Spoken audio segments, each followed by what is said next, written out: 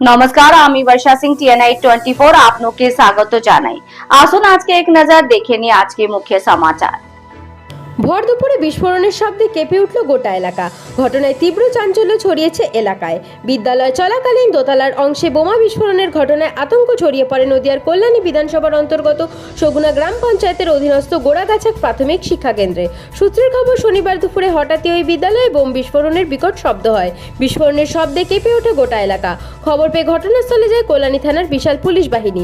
খবর দেওয়া হয় বোম স্কোয়াডকে। এই ঘটনায় কল্যাণী বিধানসভার তৃণমূল প্রার্থী অতীন্দ্রনাথ মণ্ডলের দাবি, বিজেপি আশ্রিত দুষ্কৃতীরা এই ঘটনা ঘটিয়েছে। বিধানসভা নির্বাচনের আগে এলাকা উত্তপ্ত করার চেষ্টা করছে বিজেপি। আগামী 29 এপ্রিলের যোগ্য জবাব দেবে মানুষ। অন্যদিকে এখনো ঘটনাস্থলে রয়েছে বিশাল পুলিশ বাহিনী। কারা এই ঘটনার সাথে যুক্ত তা তদন্ত শুরু করেছে কল্যাণী থানার পুলিশ।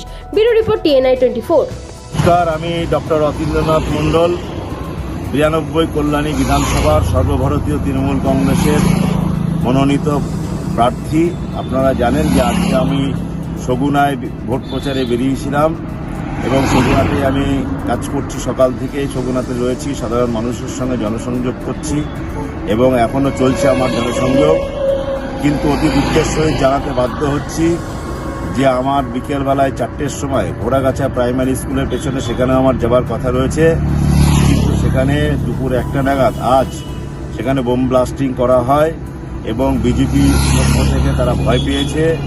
মানুষের স্বাভাবিক, জনগণের স্বাভাবিক প্রত্যেকটা নাগরিকের যা উচ্ছ্বাস আবেগ সেটা দেখে এবং এখানকার জনপ্লাবন দেখে বিজেপি ভয় পেয়েছে এবং তারা তাদের দুষ্কৃতীদের দিয়ে তারা সেখানে বোম ব্লাস্টিং করিয়েছে। আমরা প্রশাসনের নজরে ব্যাপারটা দিয়েছি। প্রশাসন ব্যাপারটা অবশ্যই গুরুত্বের সঙ্গে দেখবেন। ইলেকশন কমিশনকে আমরা জানিয়েছি।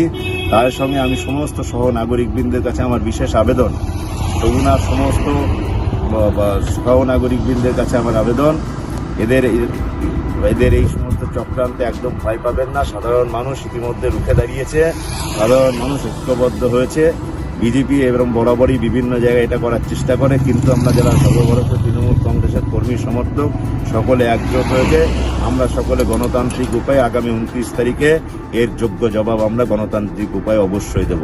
সকলে ভালো থাকবেন, সুস্থ থাকবেন। নমস্কার।